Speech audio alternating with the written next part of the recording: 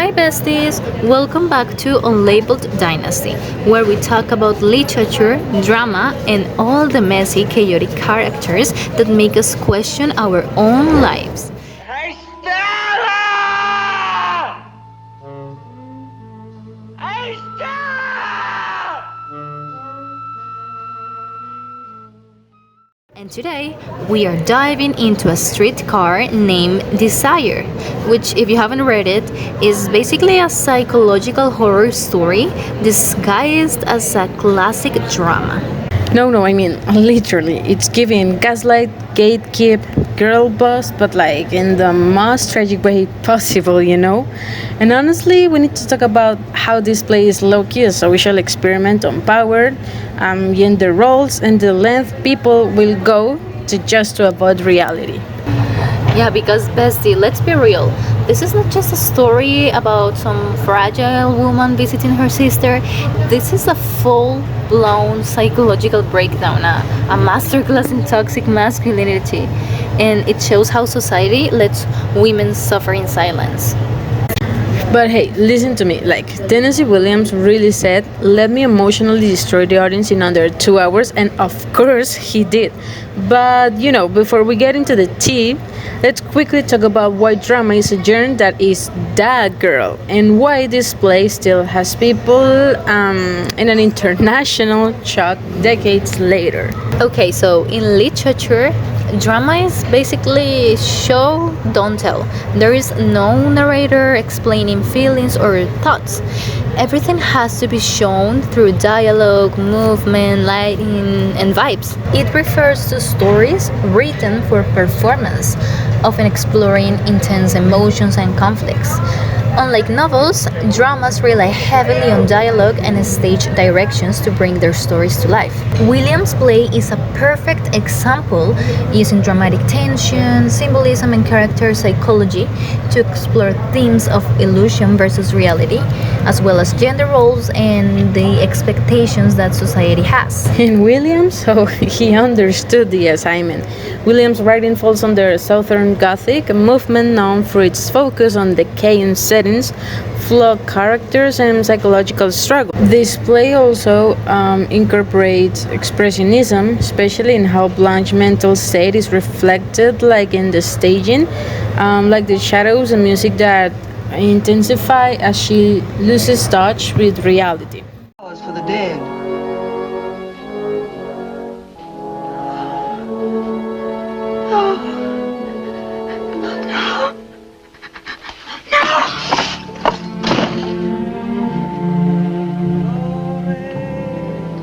I lived in a house where dying old women remembered their dead men.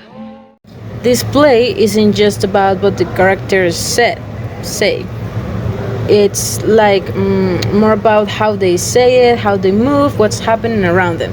Like even the lighting and music in this play are doing psychological damage, you know? No, literally. Blanche's breakdown, you see it, you hear it, and you feel it.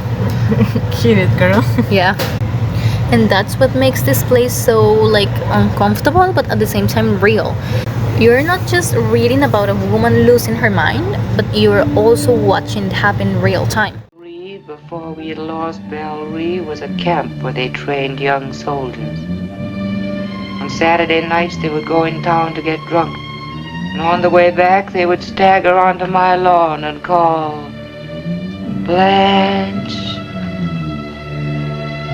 Blanche.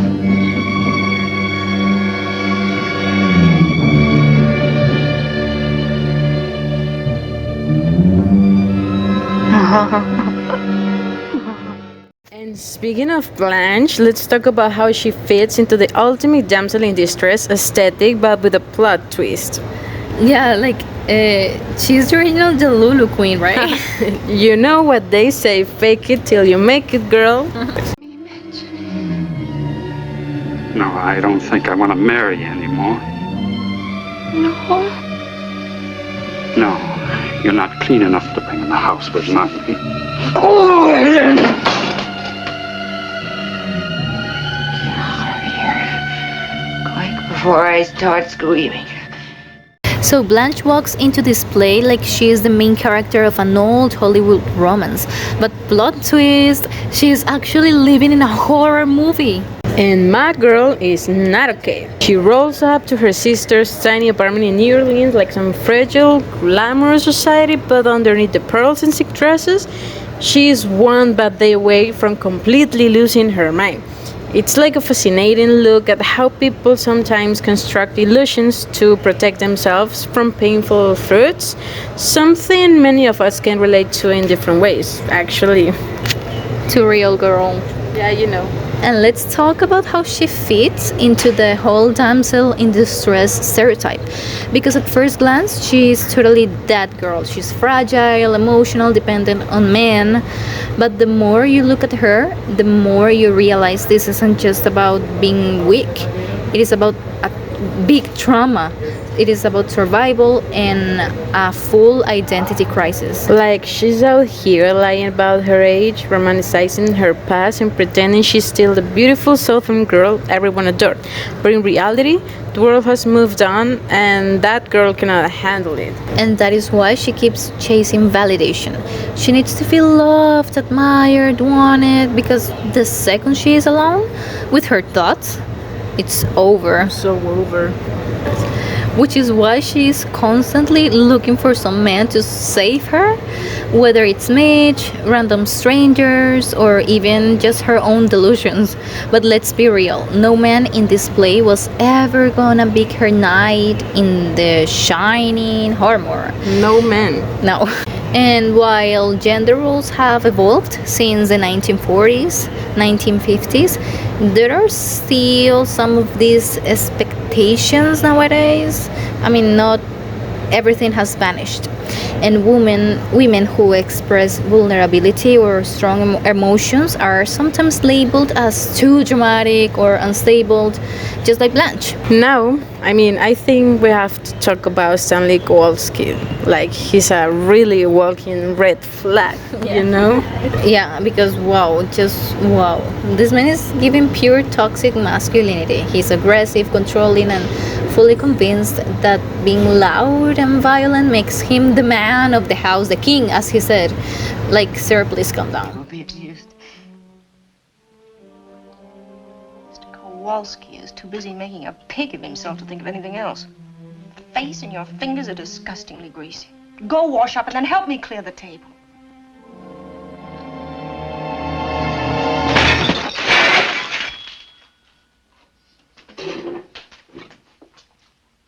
Now, that's how I'm going to clear the table. Don't you ever talk that way to me. Pig, Polak, disgusting, vulgar, greasy. Those kind of words have been on your tongue, and your sister's tongue is too much around here. What do you think you are, a pair of queens? Just remember what Huey Long said, that every man's a king, and I'm the king around here. And don't you forget it.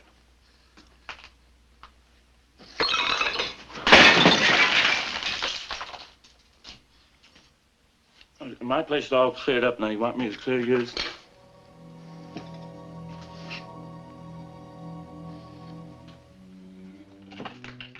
And what's so scary is that he doesn't just hate Blanche, he wants to break her. She sees her as this fake, pretentious woman invading his territory, and instead of ignoring her like a normal person, he completely destroyed her. So he is seeing her like his enemy, right? Mm-hmm. It's kind of like, weird. What? What are you talking about, man? Why did he hate it? Yeah. Hate her out of nowhere. Yeah. And the most frustrating part, at least to me, Stella stays with him. Like, girl, what are you doing? That's giving codependency. Yeah, like, what are you thinking about? Yeah, the relationship is like the literal definition of desire mistaken for love. He hates her, disrespects her, treats her like garbage, and she's like, just like, but he's my man. No. She's such a pick me girl. Amazing. That's the thing, actually, this isn't just fiction. So many people stay in toxic relationships because they think this is what love is supposed to be. And Williams wasn't just exposing Stanley, he was exposing how society teaches women to put up with this behavior. It's kind of creepy, you know? Okay, and speaking of society, let's talk about how the movies censored a few things that were very important in the play. Just because Hollywood in the 50s was not ready for the truth. First of all, they completely erased the fact that Blanche's husband was gay. In the play, it's crystal clear. Blanche's first love was a closeted man. She confronted him and he ended up taking his own life. It's a huge part of her trauma. Yeah. But in the movie, poof, gone. Hollywood was like, LGBTQ themes? Never heard of them. This reflects a larger history of LGBTQ plus censorship in media. For decades, stories involving queer characters were either erased or rewritten to fit heteronormative standards. Thankfully, we've seen progress in recent years. Though there's still work to be done, you know? There's so much road to run. And don't even get me started on how they handle the whole assault situation, the whole assault scene. In the play, it's brutal. And in the movie, they just implied it. But they made it like ambiguous enough so audiences wouldn't be too uncomfortable with that scene. Yeah, I mean, so basically the film was like, let's keep the toxic masculinity, but make it easier for audience to digest, something like that. Yes, I would even say that maybe not everybody realized what actually happened in that scene. But even with all the censorship, the core of the story remains. Displays about power, gender, mental health, and what happens when society throws people away instead of helping them. I mean, at the end of the day, Streetcar named Desire isn't just a play about one woman's downfall. Like, it's kind of a mirror to society. Blanche wasn't destroyed by her own mistakes. She was destroyed by a world that had no place for women like her. You know what I mean? And that's why this play still feels so relevant. The conversations about mental health, toxic relationships, gender expectations still happening. So, moral of the story, stay Delulu, but not too Delulu. But hey, the most importantly, if a man is given Stanley Kowalski, run, girl, run. I'm gonna kill you when I find you, silly dog. Why don't you come back, Stella? I have a theory. You can. Thank you for helping me. Oh, it's my pleasure. Stella! Stella! Oh my God. What? You see her? No. But I see myself in the role I was born to play. Stella!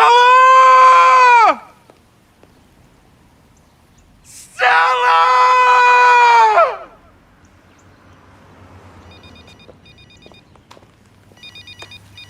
Hello? Oh, Mitchell, you are not gonna believe this. I'm out helping Gloria look for her dog. I'm wearing an undershirt and I'm screaming Stella just like in Streetcar.